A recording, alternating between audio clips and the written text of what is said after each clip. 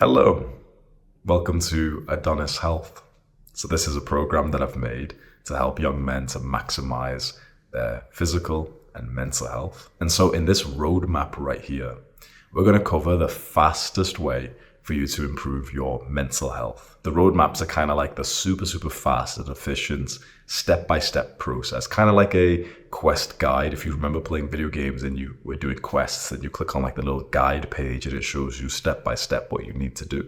This is what you need to do to half your mental health scores, basically to improve your mental health significantly. So step one, get your scores. There's 3 links at the top of this post that will take you to a questionnaire that you can take for depression, anxiety, and ADHD. So all you need to do is just open up the link, go with the depression one first, and I'll show you exactly how to do the questionnaire, right?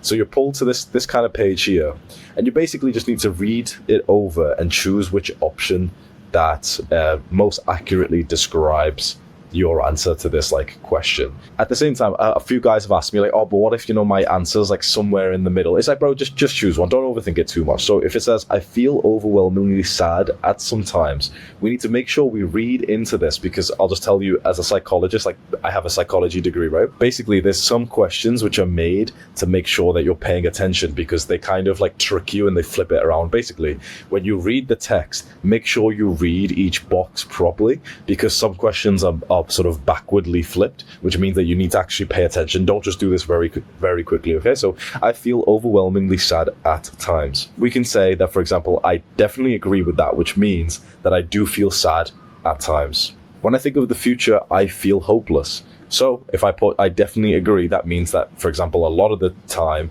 I feel hopeless about the future. If I put definitely disagree, that would mean that I don't feel hopeless, right? So we'll go through this together. I feel like a complete failure. Let's go. I get a lot of joy and satisfaction. So this is the interesting one. This is the flip question, right? Because if you just put definitely agree, technically that would be that you had good mental health, and it would be the opposite of the last few questions that we had. So if I was quite depressed, as I put for the first few questions, and what I would do is I'd actually say, wait, I get a lot of joy. No, I don't actually. So that's definitely disagree. I feel guilty about doing something. Let's go. Yes, I do. I'm really depressed. I feel like I'm being punished. Yes, I'm really depressed. I feel disappointed. I'll go like this. The bad things in my life aren't all my fault. Yes, you know what? It's other people and it's other circumstances. Yeah, I feel like crying all the time. Yeah, I am irritated. I'm very interested in other people's lives and like to listen to them. No, because I feel depressed, I don't really like to listen to other people. I find it easy to make decisions. No, I don't actually. I think I'm unattractive. Yes, I do. I find it really hard to do anything. My sleep patterns are really bad. I am so tired. My appetite has changed. I've lost a lot of weight, or maybe I've gained a lot of weight. I'm very concerned with my health, and I don't really want to have sex or anything, and I've thought about ending my life. We go through those, and then we get this result right here. So with each of the 3 tests, once you've taken the test as honestly as possible, what I want you to do is to take a screenshot of this page right here. On your PC, I'm pretty sure it's there's an easy button or something. On MacBook, there's Shift Command 5. It opens up this screen, make it big enough, and then we can see what score we got. So depression test results, make sure you keep that bit in so we can see which test it was. And you can see that I got 60, which is one of the highest you can get in this. Just answer it as honestly. Obviously, I chose the really extreme ones. I'm fine. This wasn't my real test, right? So we've got the depression score. Then we go through, the anxiety score. So I won't do these fully now, but you can just see it. So we open up the anxiety score and then start going through this, and then we take a screenshot of that. Then we open up the ADHD score, and we go through the questions and we take a screenshot of that. When you get that score, screenshot it, save it, write it down in your note page, something like that, just so you can see. And this is kind of your before picture. You know how in a fitness physique picture, you take a before picture, then you take the after picture. That score, the screenshot you're about to get, will be the before picture. Step 2, make the habit tracker. So to track the actions that we need to take to get the result that we want, we're going to use a habit tracker, which will keep us accountable, and it'll just be so easy to see where we may be slacking on. If you've got the balls to do this, you'll make so much more progress. So I'll jump in screen and I'll show you how to make the habit tracker now. You're going to make this on paper, right? Please, if you could just trust me. So many guys ask me, can I do this on a computer? And I always tell them, look, you can, but I guarantee you'll literally make less progress. So I know that you feel kind of tired. You don't want to stand up right now, but fucking stand up. go and get a piece of paper, go and get a pen, and make this on paper, and I'll show you exactly how to design this. So I'm going to draw it on my PC just so you can see it on the screen recording, but you do it on paper, okay? Our habit tracker is going to look like this, where we're going to have the days going down on the side. So we're going to write 1, 2, 3, all the way to 14. So you go ahead and do that right now. Make sure you actually fill it out. So like 4, 5, 6, 7, 8, okay, all the way to 14. So you do that. Then we can have like a little line here. Then what we're going to do is we're going to have the habits that we're going to get into. So I'm just going to write, or I'll write it in text as well, actually, with you. And so at the top, the header is going to be meditate. That's going to be one of our actions right there. Then the next one is going to be gratitude. So make sure you just follow along with me as I do this right now. We got gratitude. Then the next one is going to be exercise. And the next one is going to be read. This is what our habit tracker looks like. And then if you want, you can just have like a separation in between each line there. Like this. So this is what our habit tracker kind of looks like. Yours hopefully looks a little bit nicer than mine. Remember, this goes all the way down, right? 5, 6, 7, 8, whatever. So this is what our habit tracker is. So once you have a page like this symbolizes the day that we're on of this sort of roadmap. And this symbolizes the daily habits that we're going to get into. The reason why I really recommend that you do this on paper, I know that there's going to be so many guys who are still doing, they're like, oh, whatever, it's the same. Please, as the guy who has literally helped like thousands of men on self-improvement, I'm telling you, the guys who don't do it on paper always get worse results. It's that simple. It's just like the kind of man who like thinks, oh, well, I'm not going to follow this advice and I'll just like do it on the computer because it's a bit easier. That's the kind of character of a man who's often going to get less results in life anyway. So make sure you've got it on paper. You've got the exact layout, just like this. Obviously these numbers, like I just can't be bothered like writing it all, but you get what I mean? That goes all the way to 14, and then stick it up right above your computer. Once you've got the habit tracker, stick it up on your wall somewhere that you can see so easily, because that gives you such a good level of accountability. I've just moved into this new place in Bali, and I've literally still done this practice as well. My habit tracker is right, I'm trying to point to it right there. You see that shit, right? Right there on my wall. I'm a grown man and I still fucking do it, right? So I have the cleaners come in every day. I have my friends and everything like that, and they see my habit tracker as well. Because the reason why I want that is because if someone's going to come over into my room, maybe it's like your parents or anything, you want them to see that you've been checking off the boxes, don't you?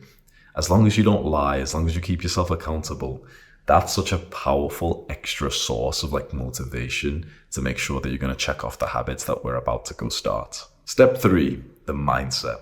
So before we really begin with the actions that you need to take, I need to explain the mindset behind them. You might disagree with this mindset, but I urge you to just follow exactly what I say for this, okay? We have all these boxes in our habit tracker. For you to be able to check the box, you literally just need to do 1 second of that action. So you know how in our habit tracker we have like meditation and journaling. If you do just 1 second of meditation, like 1 breath, you get to check the box. If you do just 1 sentence of gratitude journaling, you get to check the box. You might be thinking, wait, but 1 second's like not enough to get progress. Yeah.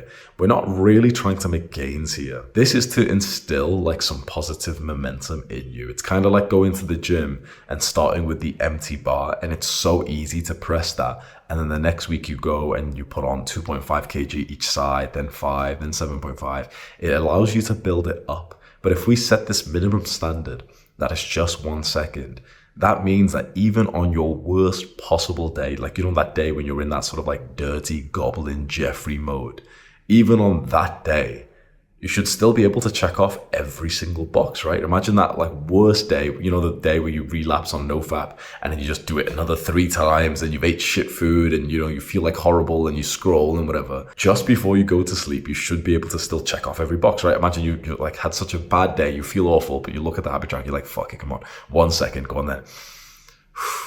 You write down 1 thing, you do 1 push-up. The reason why this is so impactful is because it shows you that even on your worst days, you can actually turn that around. And here's the truth, right?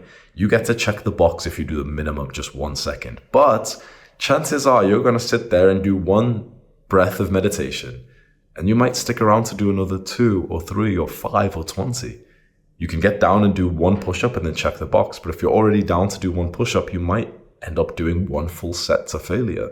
Now, if you just do just the 1 second, you can check the box. That means that it's so easy for you to feel like, yeah, fuck it, I'm not going to miss like a single checkbox of this habit tracker, right? You shouldn't miss a single one because it's so easy, right? But you'll also find that you'll just almost accidentally, like out of fun, continue doing the good habits. So if you stick with this like progressive overload mindset, you'll make so much more progress, because it's not about what you do on your best days. It's about what you do on your worst days. Step number 4, doing the work. Now let's go over each habit and exactly my specific advice on how to do them. So for meditation, I recommend the Medito app, which is completely for free. It's run by volunteers, and it's an app that I've supported for about 4 years because I used all the big meditation apps like Headspace and Calm and Waking Up. And this was the app that I actually liked the best, and I still do to this day. So if you scroll up from this video, I've linked the link, or you can just go find it on like the app store. It's called Medito. Go on to Medito, and then there'll be a daily meditation section. Stick on the 3-minute section. And if you sit there for like 1 second, you get to check the box. But you just might stay around for 30 seconds or 60 seconds or even the full 3 minutes. Along with that, I just want to explain to you how meditation really works, just in cases you didn't understand. Because a lot of people think meditation is like having no thoughts in their mind. And when they do get a thought, they get really upset about it and they say, oh, but I can't meditate, I can't focus. Getting thoughts whilst you meditate is similar to hitting failure and experiencing the burn of your muscle when you train. Imagine if some kid said to you like, oh no, but I can't do push-ups because then my chest starts burning. You'd be like, well, yeah, that's like kind of like the point, right? When we meditate, it's not like we're trying to have zero thoughts. We're specifically waiting till we get thoughts. And the moment we realize that we're thinking, we just bring our attention back to the breath. It's that action of bringing our attention back to the breath where we realize we have a thought. That's what meditation is. That's what improves your attention span, because you're constantly fighting to go back to the thing that you said you'd focus on. So when you do meditate, whether you use the Medito app or not, or whether you're doing this just for this 2-week roadmap or for the rest of your life, always just remember that when you do get a thought, that's not the bad thing. That's the point of meditation. All you've got to do is return back to the breath. And it's like you've gained some points, some experience in the meditation skill. Next, we have gratitude. And for gratitude, I recommend doing gratitude journaling. That's where you get like a notepad. You can do it on your phone if you want, but I will say every person who I've seen who does it on their phone or computer ends up getting way worse benefits than the guys who just aren't autistic and just have the effort to grab a piece of paper and a pen and just do it physically. And all you have to do is just write down some things that you're grateful for. So just like we said before, the minimum is what gets you the checkbox. So you could literally write down like one word, mother, and you'd get to check the box. But of course, if you're already going to open up the notebook and you're feeling like it, you can actually write more. So the way I would do this to make sure that you're getting like the most gains, I would write it full sentences. And I would sit there for a moment and actually let the emotion of gratitude come up. And I'd say something like really wholesome, like I'd write this down, right? I'm grateful for this light that I have here that I'm recording on. I just bought this like ring light, using one of these like apps in Bali, and one of the drivers dropped it off for me. And like, I don't know, this light was probably made in some factory in China. Some dude probably put it together with his own bare hands. And no one else around the world has ever looked to this product and said that they're grateful for that guy who made it. Suddenly, not only am I appreciating like another man's work, and it's making me feel connected to like another hard worker. Think about that for a second. Have you ever heard someone say that they're grateful for the sort of tripod ring light that they're using right now? How about for the desk that you're sat on? You probably are grateful for it, right? You probably like the desk that you're on or the device that you're on. But have you ever sat there and thought, yeah, I'm grateful for this. I'm glad like that company put it together. I'm grateful for Hamza. I'm grateful for my family. I'm grateful for this and this. Suddenly it's like you go from this sort of, kind of like arrogant state of like, oh, well, there's not much that I can be grateful for, to like you looking around and be like, man, like I'm grateful for whoever plastered the walls in my house. They did a good job. I'm grateful for the air conditioning. When you become that person, I think you get so much respect from people because it's such an attractive trait to show gratitude. It's in every religion for a reason to like say grace. But along with that, what I found is when you gratitude journal and you look out for these random things that you can be grateful for, what happens is we're almost like manually like forcing, thoughts of gratitude right now. But the more times that you gratitude journal, the more that these thoughts of gratitude will arise in your brain automatically. So I found that like when I don't gratitude journal, I just kind of like, live my life like a normal guy. But when I do gratitude journal, I'll be like commuting, like going to the gym, and my brain will automatically say something it's grateful for. And that puts you in like such a nice mood. And so if you want those like automatic, like pleasant thoughts, like the sort of subconscious automatic thoughts that just pop into your mind, even though you weren't really thinking about it. And it's actually like a really pleasant thought of you looking at something and being like, oh, I'm so grateful for that. Puts you in a great mood. Well, then gratitude journaling will make that more likely. So start gratitude journaling. As soon as you write down one word, you can check the box, but maybe write a couple of sentences. And then we have the exercise box. And for exercise, I'd actually recommend not using the sort of gym weightlifting session here, because that's what we do to make gains and to look really attractive, and that's awesome. But the kind of exercise that actually helped me mentally the most is what I called adventurous cardio. So it wasn't just cardio like running or cycling where, you're just saying, oh yeah, I'll go run a 5K or a 10K. It was when I would literally leave my house with this kind of like boyish feeling of wanting to go on an adventure and see something that I hadn't seen before. And so what I started to do was, this was in like 2020 at the start of COVID, I started to like just put on nice music, take my water bottle, and start running in random directions that I had never seen before. I'll show you on screen now, like if you look at the picture of a map from the game Grand Theft Auto, you probably played that game, right? Grand Theft Auto. And basically when you play the game, you have like the map that you can be on. When you're first on the game, the map is all black up until your character has kind of went there. Then the map kind of lights up and gets color. Does that make sense? So the map starts really black, and then once you've explored an area, it's got color. I started to visualize this and I was like, you know what? The place that I live, there would be quite a lot of it that's black that I've never seen before.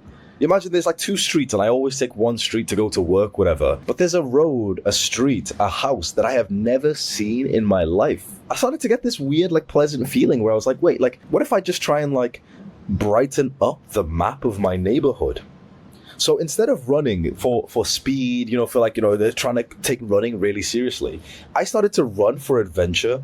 I would run and then see a path that I had never taken, a road that I had never taken. And I'd just choose to go down that road with like this boyish sense of adventure. So for this action step, go out on like a run or a walk or a cycle every single day if you can. It won't take too long, and this is really good cardio, so it'll improve like your ability to like sprint, your ability to recover, to talk longer. If you're old enough and you've got like a woman you love, it'll drastically improve your sex life with her as well. Now all the guys are like, oh, okay, I'll do it, right? Honestly, this was one of the most transformative habits that I had. Finally, the last box of our habit tracker is reading. And so for the reading part of your habit tracker, I highly recommend this book that I've never actually mentioned before, and it's called The Mountain Is You by Brianna West. I've just read it recently, and it's one of the best mental health books that I've ever read. And so I've attached like a free PDF. I just found one online, so I've put one there. You can go buy the book if you want, but I've put it here.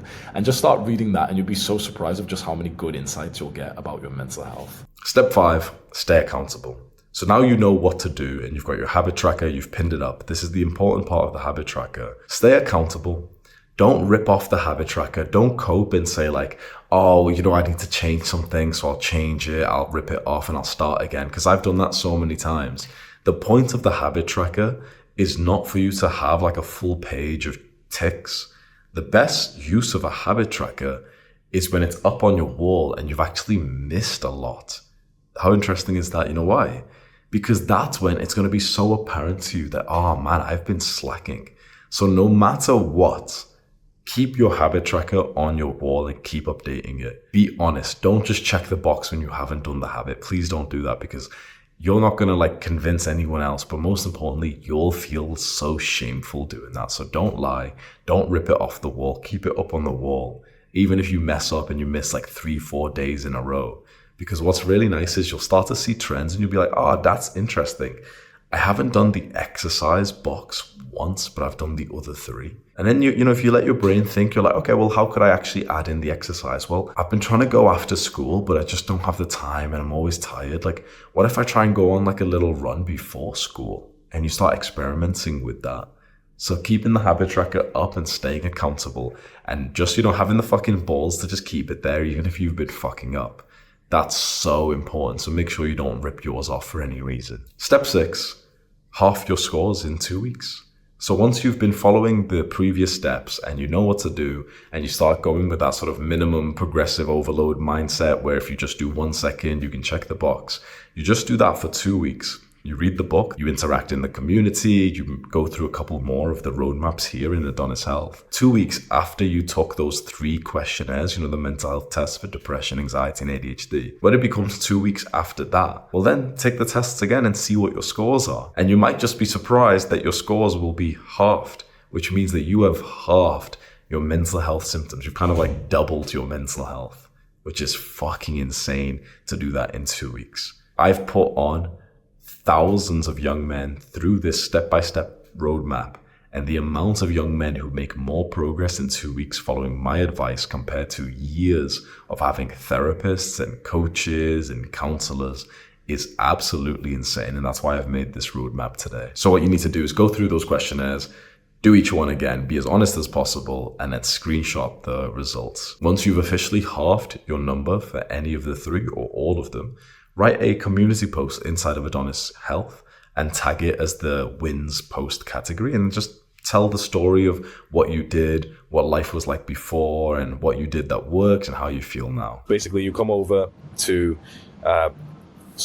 Self-Improvement School, you just click on the little box here, write something, and you can write about how you ended up making progress. And when you click on the categories, just make sure you choose the one which says success stories right there. When you write that post, to get more likes on it and to climb up in the leaderboard and unlock all the bonuses, what you can do is actually take a selfie of yourself just smiling, looking happy, unless you've got a picture like that already, and add that into that post. And then also add in the full 6 screenshots. So you should have 3 screenshots of the mental health scores from 2 weeks ago, and then 3 screenshots of the most recent ones that you've taken, and add in all 6 so that everyone can look at the screenshots and be like, oh damn, like his score really did improve by that much. That's awesome. Finally, step 7, lead others. So when you've made really good progress and you've basically doubled your mental health, one thing that you can do to take this further is to start helping other guys in the community.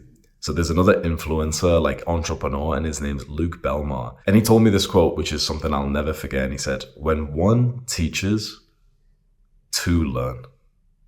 So when you've made pretty good progress and you're feeling pretty nice about your life and you feel so much better mentally, if you come into Adonis Health and you start helping the other students and you give advice to them and you reply to their posts and you write posts yourself and you tell your story, you'll be able to create such a big impact, and you might find a lot of purpose and fulfillment and like meaning in your life because of that.